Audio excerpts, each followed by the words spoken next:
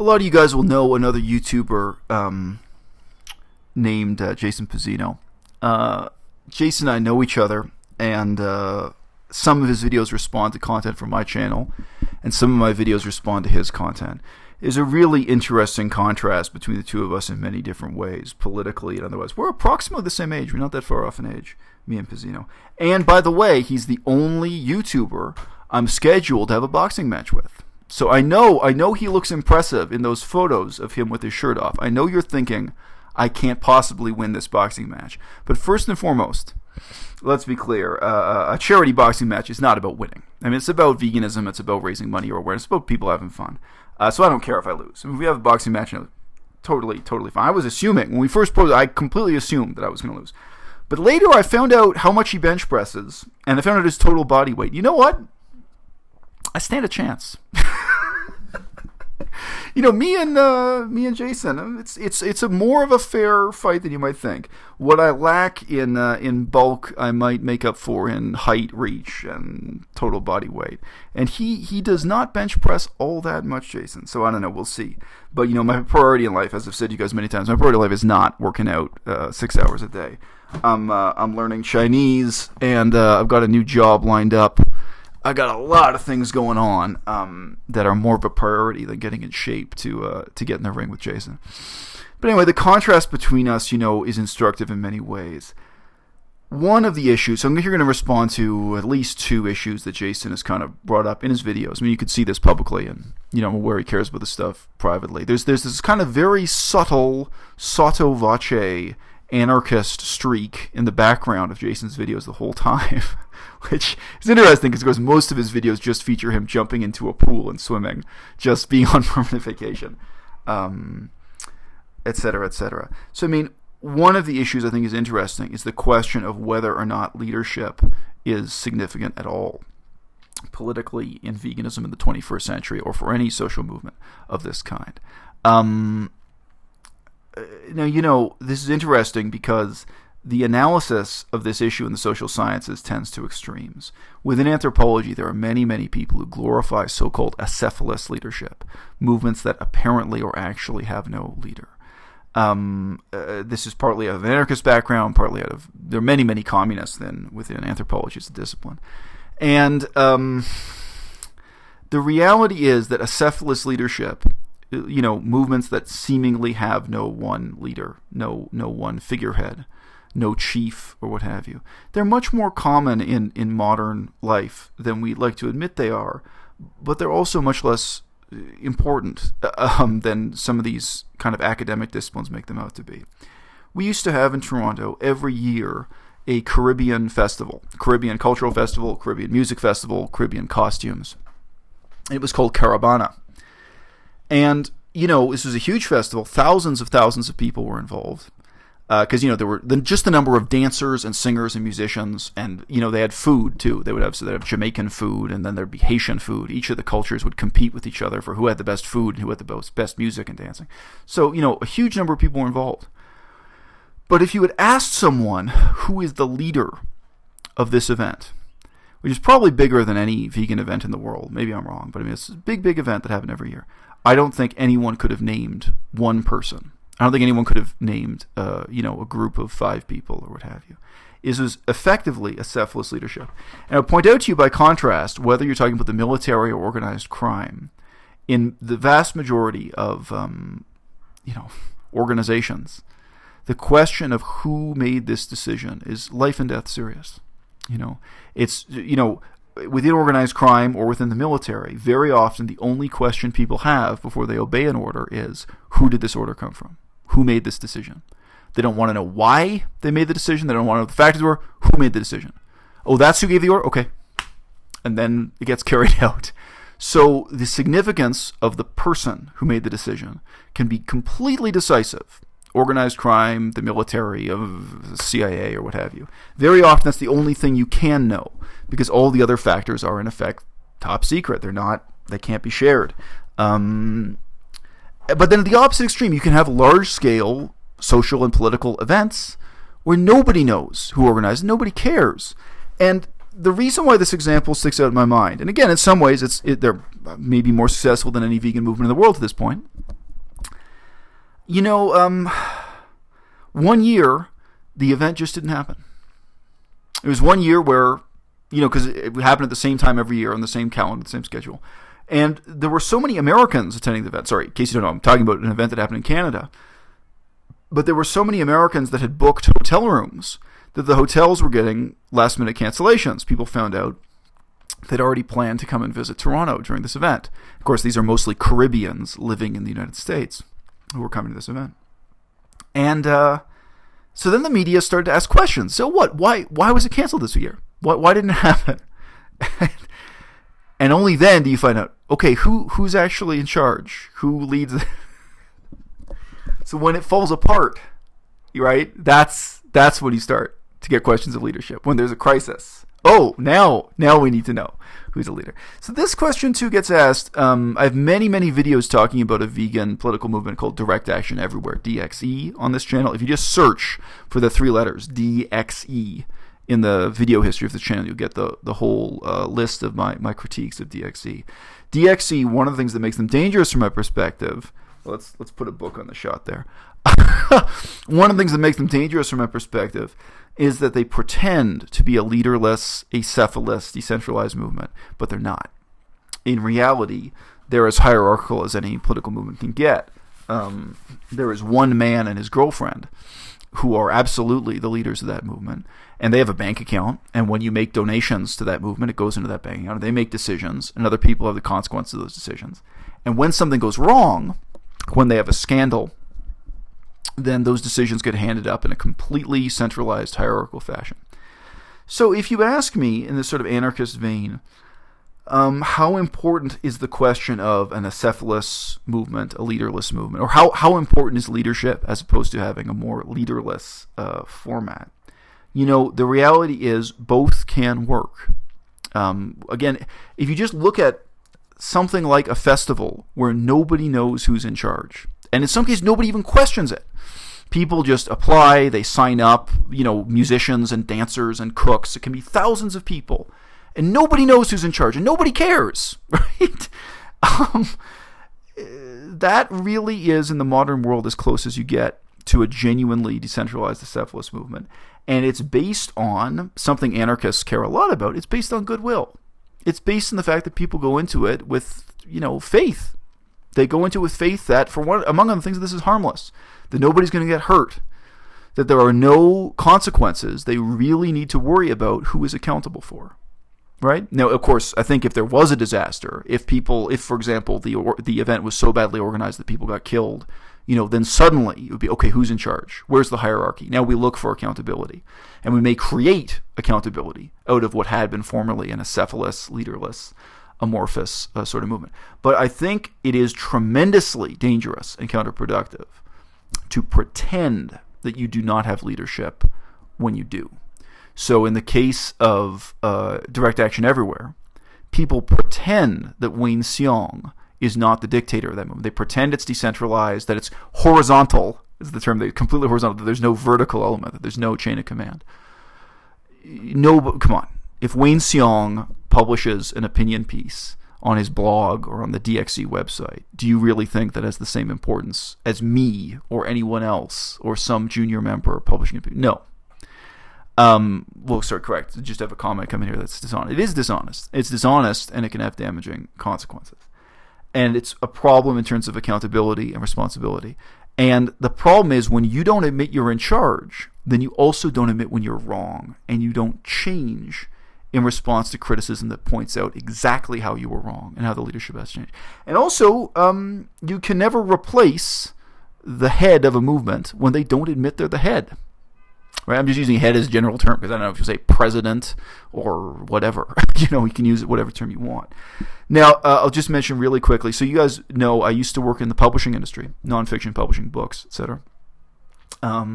There was a famous left-wing book publisher that was actually based mostly in Africa. So they got a lot of left-wing guys out of Africa, and a lot of them understandably, hate France or hate England, a lot of anti-colonial, anti-Western sentiment. And they published a bunch of groovy books. Of course, a lot of their books were garbage, but they were also kind of famous for finding these voices of dissent, sometimes from Africa or sometimes from America, but whatever. And, they had these kind of pretensions to having equality amongst all their members. But the reality was there was one guy who had devoted his life to this printing press, to this book publisher. So he spent many, many years and, of course, earned this much money. If you're going to publish those kinds of books, you're not in it for the money. And the very first time they had an election to choose who was going to be their leader, his employees fired him, in effect. They kicked him out.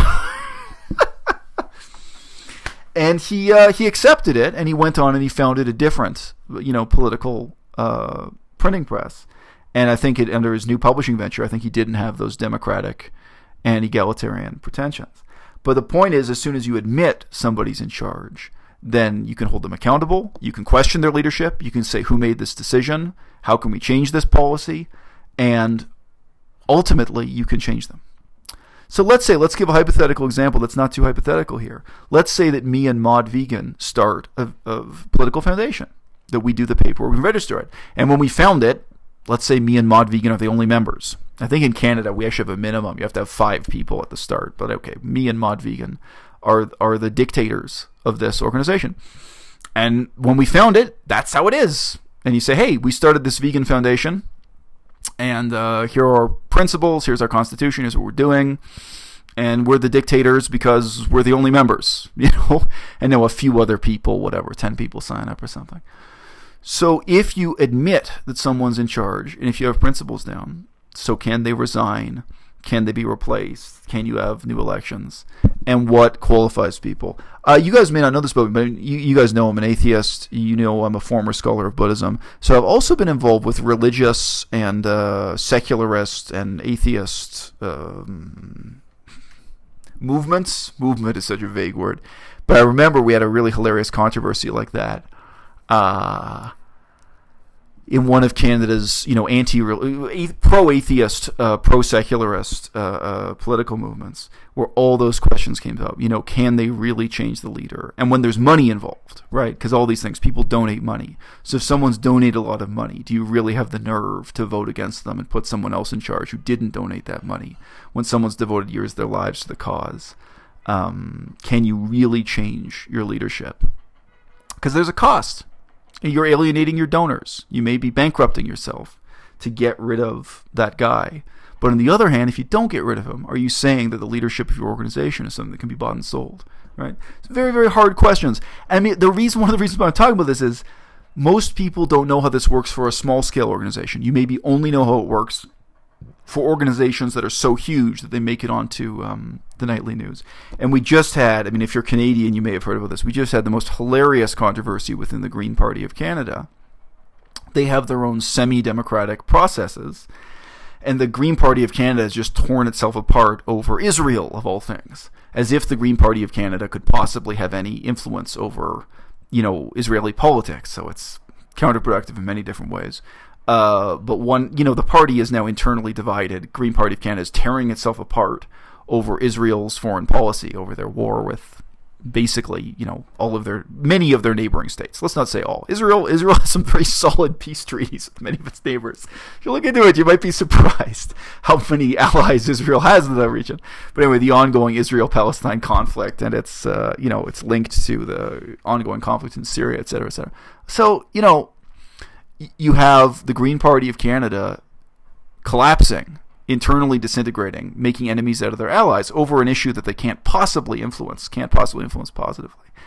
And at rock bottom, the question is, do we really care about democracy or not? That's what animates the whole thing, right? Anyway, so this is my first issue. This issue will be decided in a boxing match between myself and Jason Pizzino in Thailand coming up.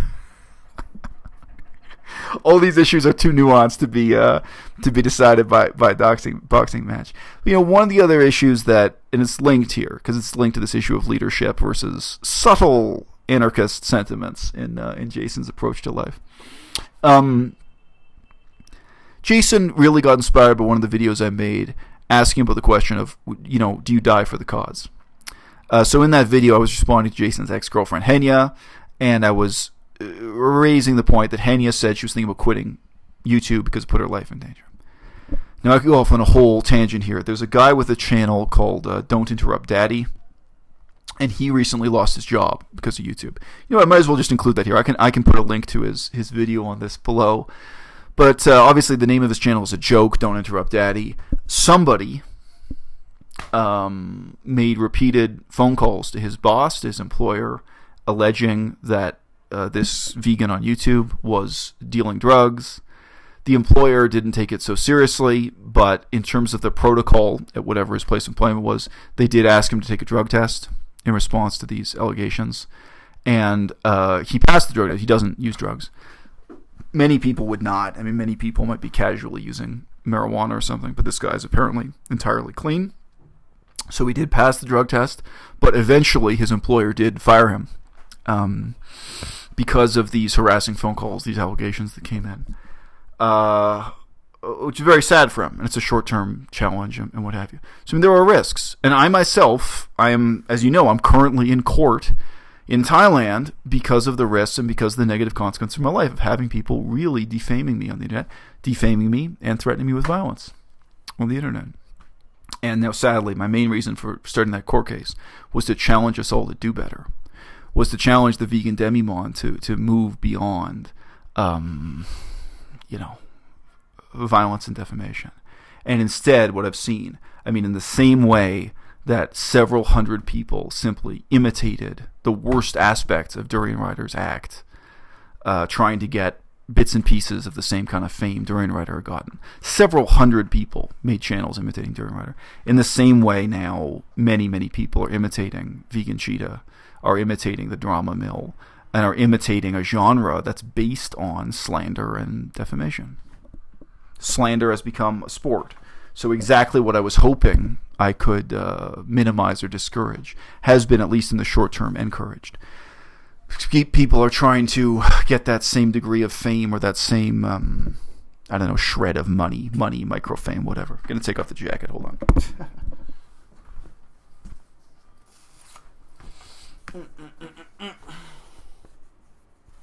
Yeah, it's a good comment from Soy there. Soy says, from a star into a constellation. That's the truth.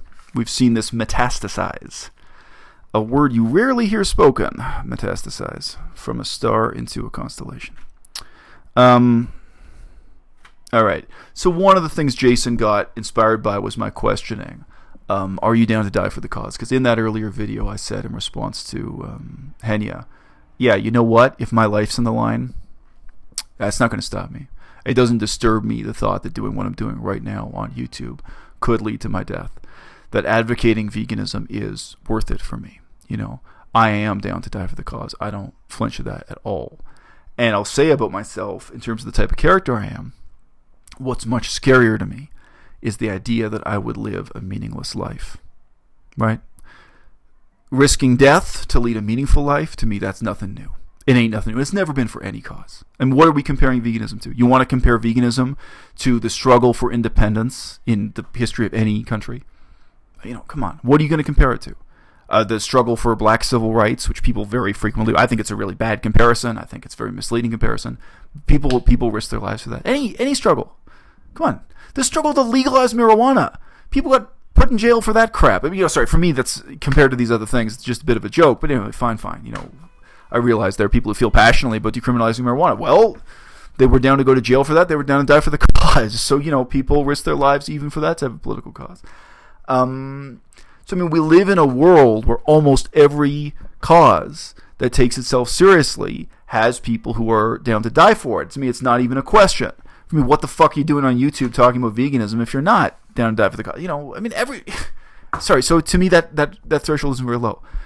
But what's so interesting about veganism is that, the question isn't, are you down to die for the cause?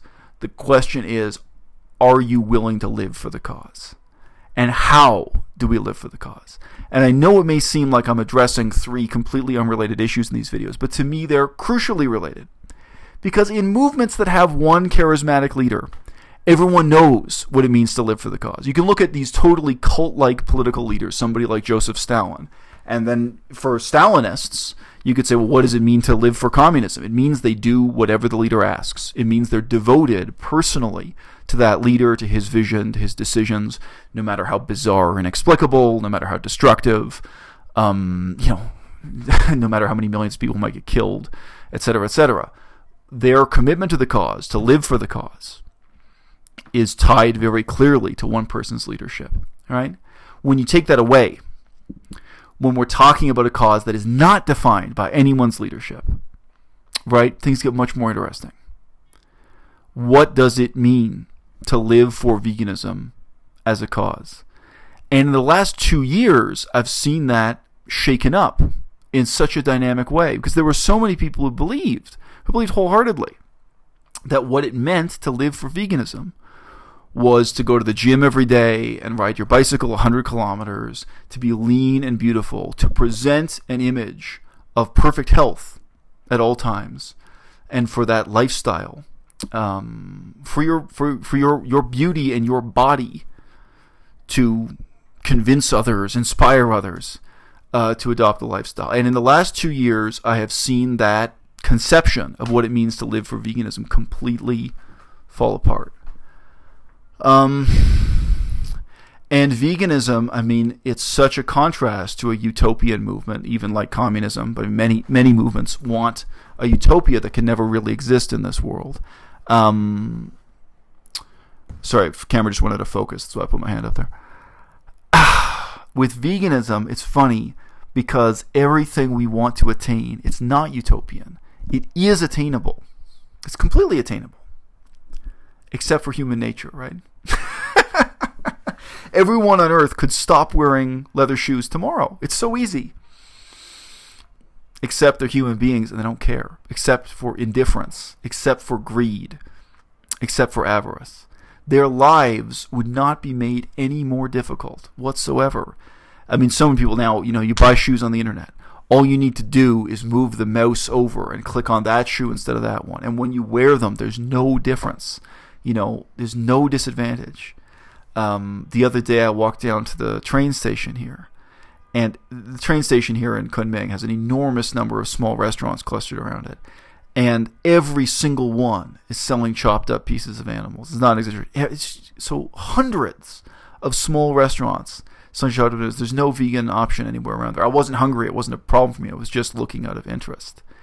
And, you have to visualize in this one small space, there are the disembodied, chopped up pieces of thousands of animals. And somewhere right now, there are exactly that number. There are thousands of animals waiting to replace them.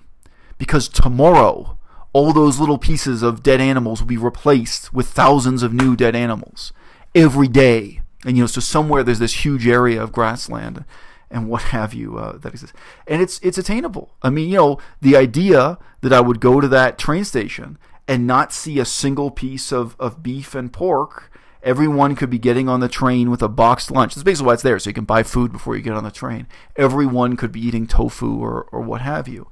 I mean, it's not utopian. It doesn't require leadership. It doesn't require any grandiose vision. It doesn't even require the kind of social sacrifice involved with the Industrial Revolution. Of all the revolutions, of all the uses of the word revolution, the Industrial Revolution is in some ways the most instructive. Right? Society was completely transformed by the Industrial Revolution.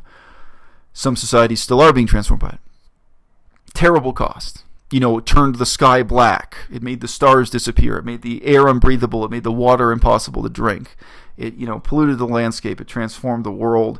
It crippled men in factories, in terrible factory conditions. It resulted in so many children being born with birth defects. The Industrial Revolution, whether you're looking at the history of England or, frankly, the history of China, the impacts of it are so terrible. And the vegan revolution, if you want to call it that, to revolutionize society in terms of veganism, doesn't have any of those costs, doesn't have any of those drawbacks. And it doesn't even change. I mean, your experience of the shoes you wear isn't any different. It doesn't impact in any ways. So, it's tantalizing and it's tortuous to live with that possibility. And then you ask yourself, what does it mean in that context of lacking leadership, of lacking a coherent movement, of lacking anything for us to believe in or participate in, to support. I don't even have a petition I can sign. I'm going to be real with you. I can't join PETA. PETA isn't really vegan. There's nothing for me to join. There's nothing for me to be a member of. That's why I've got to start my own foundation. There's nobody for me to obey or adhere to. We had a question a few minutes ago about is there anyone I idolize or look up to? No. Every book I read by a respected academic on veganism or a respected so-called political leader or philosopher about veganism, I have nothing but contempt for. I feel like all these people are morons. I'm sorry, that's the truth. You guys have heard me say it, I still got love for them in some place. A lot of them are morons who have their hearts in the right place. But every time, you guys have seen my recent book reviews and what have you. So for me, that question of what does it mean to die for the cause, to be willing to die for the cause, that's really kind of a dead end. But the question of what does it mean to live for the cause in this context of lacking leadership, lacking movement, lacking direction, I think that's tremendously meaningful. And I think it's something all of us are struggling to come up with new answers to, especially in the wreckage of so many of our past ideals having already disintegrated, imploded, having already been proven to be counterproductive failures.